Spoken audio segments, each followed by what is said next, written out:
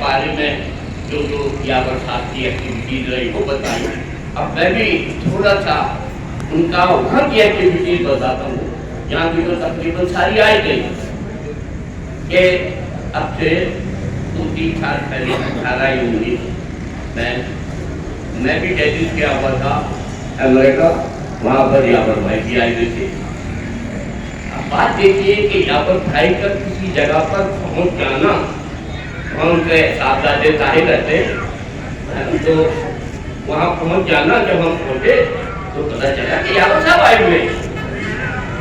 ان کا پھر فوری ملاقات رکھتے تو پتہ چلا نیلو پر عجیب کا دعوت دی ہے, وہاں آپ کو بھی جانا ہے اور آپ کو بھی جانا ہے ملاقات کی. اس کے بعد یاور صاحب کہنے لگے یار کل آپ کو آنا ہے اس جگہ. میں نے کہا یاور صاحب کہاں آنا, میں آپ کے ساتھ ہوں, میں کہاں جاؤں گا, ٹینس میں تو مجھے گلیاں بھی نہیں معلوم. کہنے نہیں میں تمہیں دیکھوں گا ہمارے گھر پہ آپ کے چلے کے ساتھ.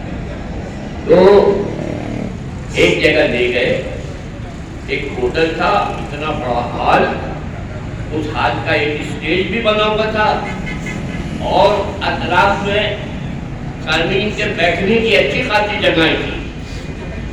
کرسیاں 100-150 کے قریب آ گئی تھی. اب اس اسٹیج پہ میں نے دیکھا کہ یاور صاحب ہیں موجود اور انہوں نے بتایا کہ یہ دیکھیے یہاں پر بھی یاور صاحب غافل نہیں رہے. یہاں کے اردو بولنے والوں کو, سمجھنے والوں کو ان تمام چیزوں کی ضرورت تھی, تو وہی چیز انہوں نے وہاں پہ بھی پیدا کر دی. کتنی بڑی بات ہے کہ وہاں کی اسٹیج پہ ہم شروع ہوئے. وہاں نبیس جو تھے ان کا چھوٹے بھائی جو ہے فرقان حیدر, اس نے باقاعدہ وہاں اسٹیج شروع کیا ہوا تھا. اور وہ ہوٹل جو دیا ہوا تھا ابراہیم نبیس صاحب کے بھائی نے, وہاں پر اس قدر پاکستانی آتے تھے کہ یہ گمان ہوتا تھا کہ یہ آرٹ کون سے رہے. ہر شخص کا وہاں پر